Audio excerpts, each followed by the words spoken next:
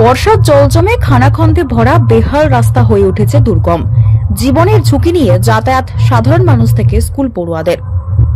এক ঝলক দেখলে মনে হতে পারে ছোট বড় অসংখ্য ডোবা সার দিয়ে কেউ যেন তৈরি করে দিয়েছে, আর সেই ডোবার পার ধরে কোন রকমের টাল সামলে যাতায়াত করছে গাড়ি ঘোড়া ও পথ চলতি মানুষ। গত কয়েক বছর ধরে এমনই বেহাল অবস্থা বাঁকুড়ার ইন্দাস রেল স্টেশন থেকে চেকপোস্ট যাওয়ার রাস্তার। স্থানীয়দের বারবার আবেদন নিবেদনেও হাল বদলায়নি রাস্তার। স্বাভাবিকভাবেই এই রাস্তা নিয়ে শাসক বিরোধী তরজা তৈরি হয়েছে।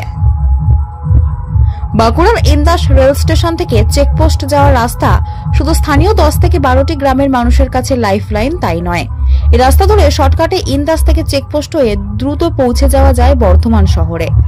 স্বাভাবিকভাবেই ইন্দাস থেকে বর্ধমান শহরে যাতায়াতের জন্য এই রাস্তায় ব্যবহার করেন স্থানীয়রা।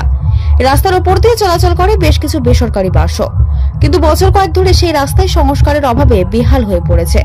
শুধু রাস্তা থেকে পিচের আস্তরণ উঠে গেছে তাই নয়, রাস্তা জুড়ে তৈরি হয়েছে ছোট বড় খানাখন্দ। সেই খানাখন্দে কোথাও চেটো সমান, আবার কোথাও 1.5 থেকে 2 ফুট বর্ষার জল জমে ডোবার চেহারা নিয়েছে। রাস্তাটির অবস্থা এতটাই বেহাল যে খানাখন্দ এড়িয়ে ওই রাস্তা দিয়ে যাতায়াত করা এক প্রকার অসম্ভব। ফলে প্রায়শই ঘটছে ছোটখাটো দুর্ঘটনা। বড়সড় দুর্ঘটনার আশঙ্কা বুকে নিয়ে কার্যত প্রাণ হাতে যাতায়াত করছেন স্থানীয় বাসিন্দারা। স্থানীয়রা বারংবার ব্লক থেকে জেলা স্তরে রাস্তাটি সংস্কারের আবেদন জানিয়েছেন, কিন্তু হাল বদলায়নি। পরিস্থিতি এমনই যে রাস্তার এমন হালের জন্য শাসক দলের স্থানীয় নেতাকর্মীরাও নিজেদের পরিচয় দিতে লজ্জা বোধ করছেন। রাস্তার এমন অবস্থা নিয়ে সমানে চলছে শাসক বিরোধী তরজাও। স্থানীয় বিজেপি বিধায়কের দাবি, বিধায়ক হিসাবে তিনি বিধানসভা থেকে পূর্ত দপ্তর সর্বত্রই বারে বারে চিঠি দিয়েছেন, কিন্তু শুধুমাত্র তাকে বেকায়দায় ফেলার উদ্দেশ্যেই ইন্দাস বিধানসভা এলাকায় রাস্তা সংস্কারের কাজ করছে না শাসক দল। অভিযোগ উড়িয়ে বাঁকুড়া জেলা পরিষদের দাবি, বিষয়টি জানা ছিল না, তবে দ্রুত রাস্তার অবস্থা খতিয়ে দেখে প্রয়োজনীয় পদক্ষেপ করা হবে। সমস্যার সম্মুখীন হতে হচ্ছে কারণ হচ্ছে যে এই যে গর্ত খানাখন্দ হয়ে আছে, আমি ডান দিক গেলে বাঁ দিক পড়ছে, বাঁ দিক গেলে ডান দিক পড়ছে। এই প্রত্যেকটি গার্জেন আমার উপর দায়িত্ব করে ছেড়ে দেয় এই বাচ্চাগুলোকে নিয়ে যাওয়া এবং সুষ্ঠুভাবে নিয়ে আসার জন্য। এদের কিছু হয়ে গেলে সব দায়ভার কিন্তু আমার উপরে পড়বে। এবং শুধু আমি শুধু নয়, আমার মতো অনেক গাড়ি, স্কুল গাড়ি যাতায়াত করে এই রাস্তার উপর দিয়ে। তো তার সঙ্গে আবার আমাদের যেগুলো ধরুন রুগীপত্র আছে তাদেরকে হসপিটাল নিয়ে আসা খুবই কষ্টকর ব্যাপার আমাদের। এই রাস্তার জন্য আমাদের প্রাণ দুর্বিষহ হয়ে উঠেছে যাতায়াতের জন্য। 2 বছর হয়ে যাবে মনে হচ্ছে এরকম।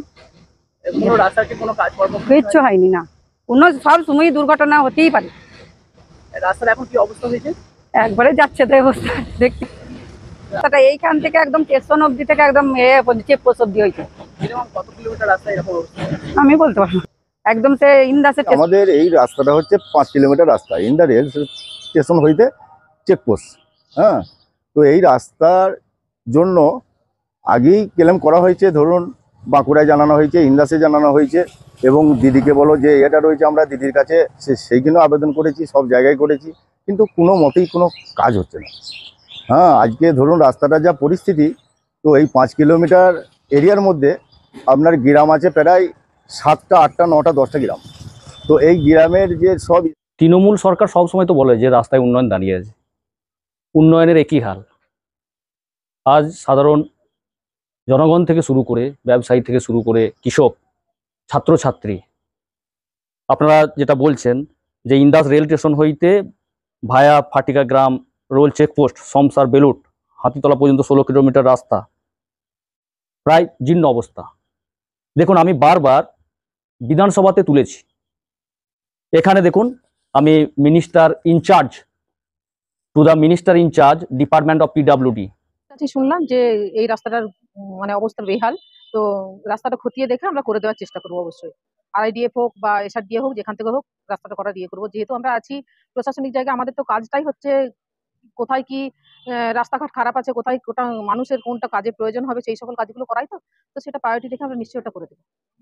অবশ্যই তো তাদের করা উচিত। জনপ্রতিনিধি যারা আছেন, মানুষ তাদের ভোট দিয়ে জয়যুক্ত করছেন, এলাকার উন্নয়নটা যদি না করেন তাহলে তারা কিসের জনপ্রতিনিধি?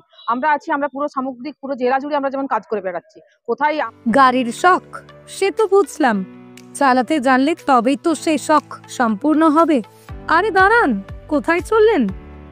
সেখান থেকে শিখলে হবে? নির্ভরযোগ্য জায়গা থেকে শিখতে হবে তো। যারা শেখাবে আবার লাইসেন্স বের করার কাজও করে দেবে। মিত্র মোটর ট্রেনিং স্কুল নিয়ে এসেছে আপনার জন্য 2 মাসের কোর্স, একদম সুলভে। স্টিয়ারিং এ হাত রেখে বলছি, এখানে শিখবেন, ঠকবেন না। এখানে 4 চাকা, প্রাইভেট ও কমার্শিয়াল লাইসেন্স এবং বাইক, টোটো লাইসেন্স করা হয়। এছাড়াও সমস্ত গাড়ির লাইসেন্স করা হয় এবং আত্মীয় সংক্রান্ত যে কোনো কাজ করা হয় এখানে। বিশদ জানতে যোগাযোগ করুন 9732324208 এই নাম্বারে। সরাসরি চলেও আসতে পারেন ইন্দাস বিএলআরও অফিসের সন্নিকটে, বাঁকুড়া।